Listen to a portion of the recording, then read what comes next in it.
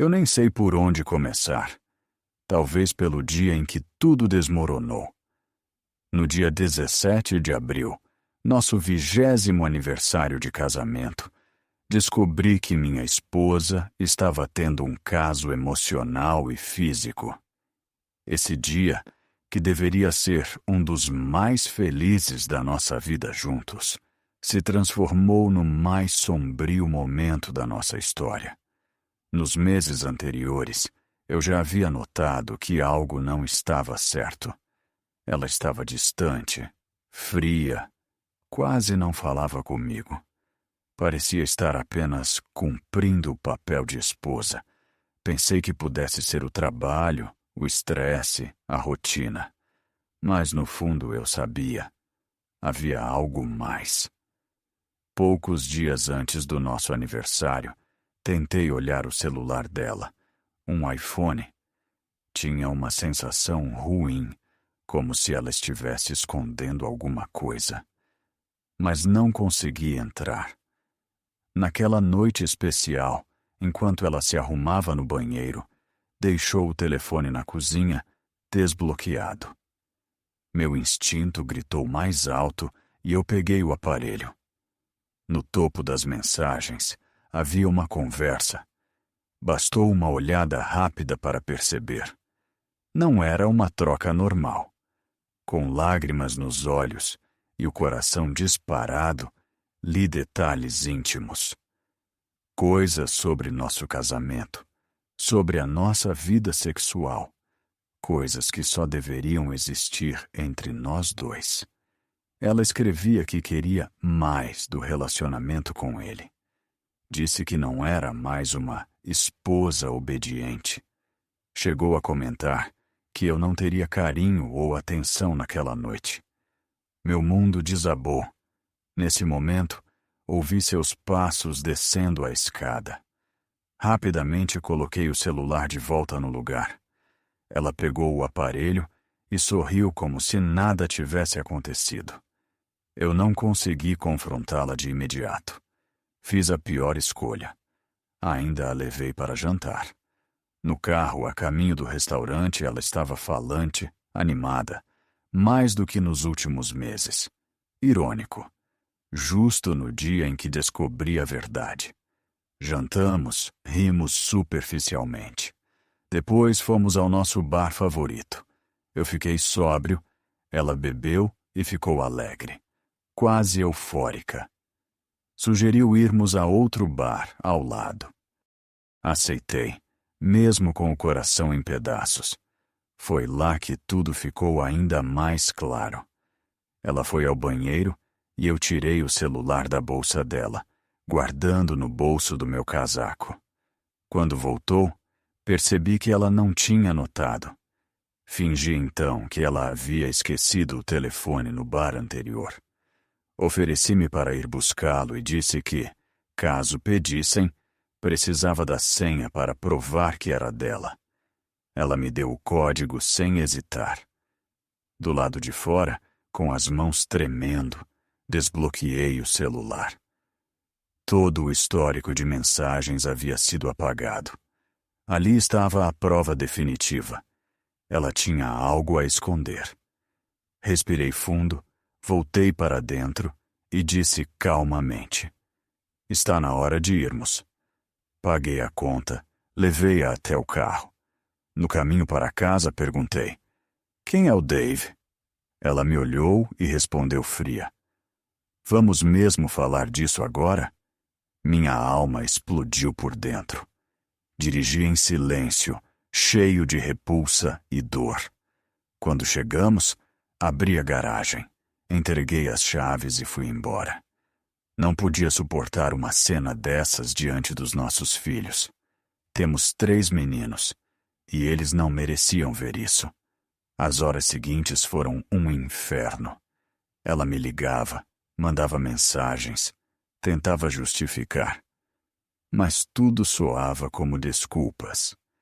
Pior ainda foi receber uma ligação da mãe dela. Em vez de me apoiar, ela disse: "Você vai jogar tudo fora por causa disso?" Não acreditei no que ouvi. Era como se ninguém enxergasse a gravidade da traição, apenas a possibilidade de eu destruir a família se não aceitasse. 3 dias depois do chamado dia D, voltei para casa. Não podia ficar longe para sempre, mas eu não era mais o mesmo. Já tinha chorado até perder a voz, gritado até doer a garganta. Então, comecei a fazer perguntas. Ela admitiu que o caso havia começado em fevereiro. Disse que se encontraram 3 vezes fisicamente. Mas percebi logo que a verdade vinha em pedaços. A cada dia eu descobria mais. Trocas durante as festas de fim de ano. Mensagens em aniversários dos nossos filhos. Enquanto eu estava ao lado dela, ela escrevia para ele. Esse trickle truth, a revelação em gotas, me enlouquecia.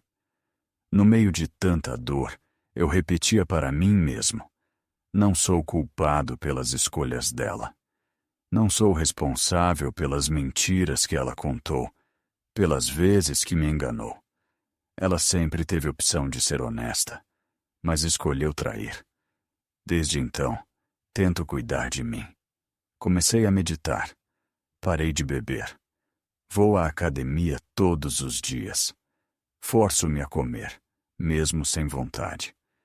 Mas ainda assim durmo mal. 4 horas, depois acordo no desespero. A comida perde o gosto. Tudo parece pesado. Ela diz que sente muito. Diz que foi um erro, uma fraqueza. Mas como acreditar nisso, se durou meses? Como acreditar em arrependimento se ela destruiu nossa história em silêncio, sem remorso? É ainda mais doloroso lembrar de onde viemos. Fomos namorados desde a escola. 10 anos juntos antes de casar. 20 anos de casamento. 3 filhos. Uma vida inteira construída. E agora tudo parece uma mentira. O pior é que o outro homem era colega de trabalho dela. Alguém que ela via quase todos os dias. Alguém que, inclusive, teve contato com o nosso filho mais velho, como professor, talvez até novamente no futuro.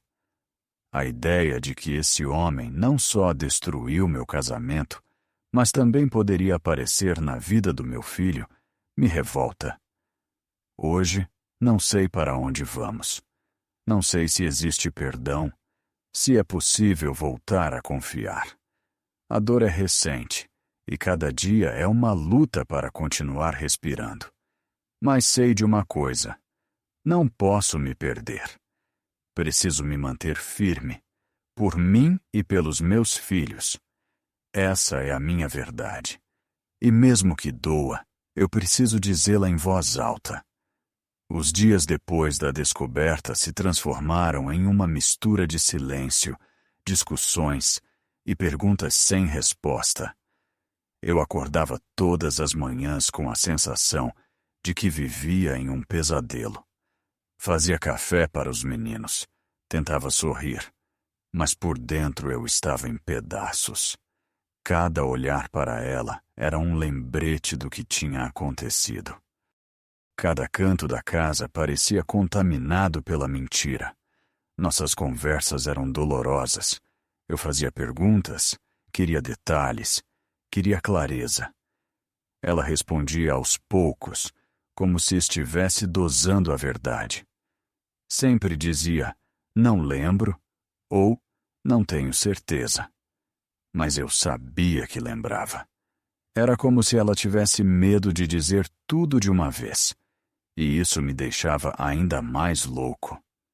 O pingar da verdade era torturante. Lembro de quando perguntei, por quê?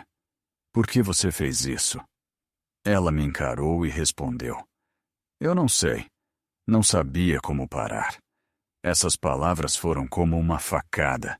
Não havia explicação, não havia motivo concreto, apenas um vazio. Enquanto isso, a família dela pressionava. A mãe me ligava, Dizia que eu não podia jogar 20 anos fora por causa de um erro. Como se a responsabilidade fosse minha. Como se eu tivesse que carregar sozinho o peso da destruição. Ninguém perguntava por que ela havia arriscado tudo. Eu comecei a me afastar. Passei a dormir em outro quarto.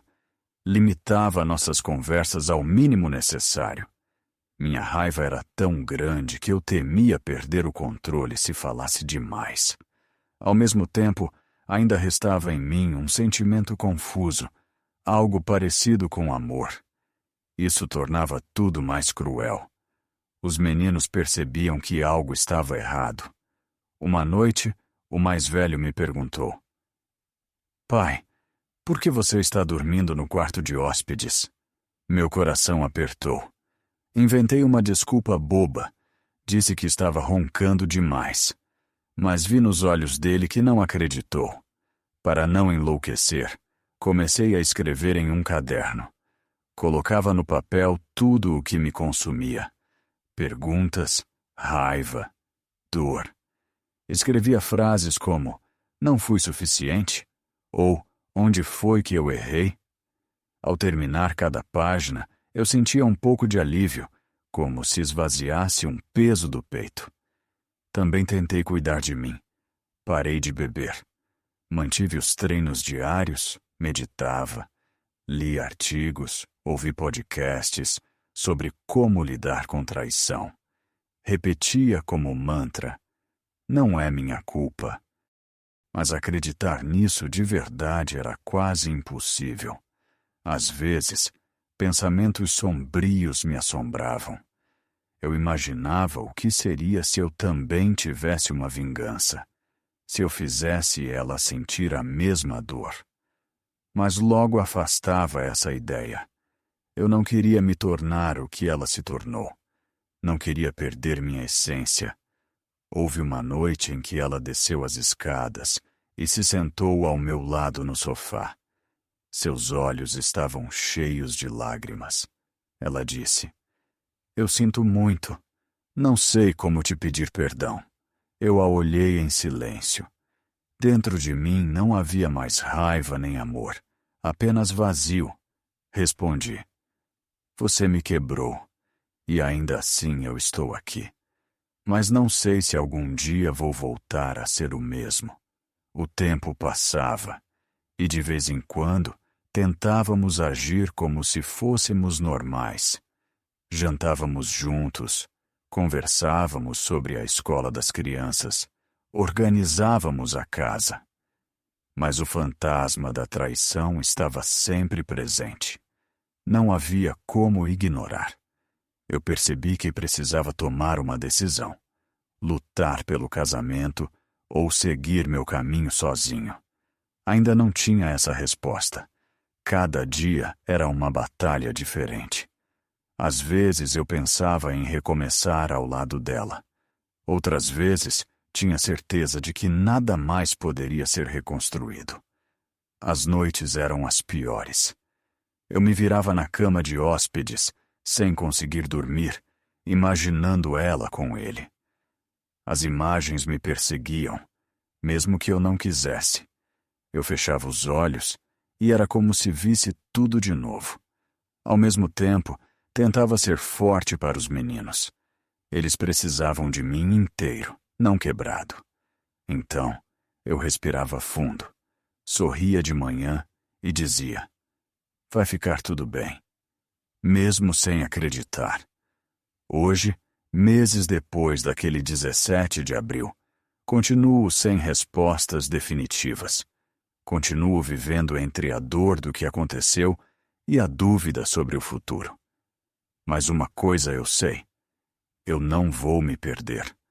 Eu não vou deixar que a traição defina quem eu sou.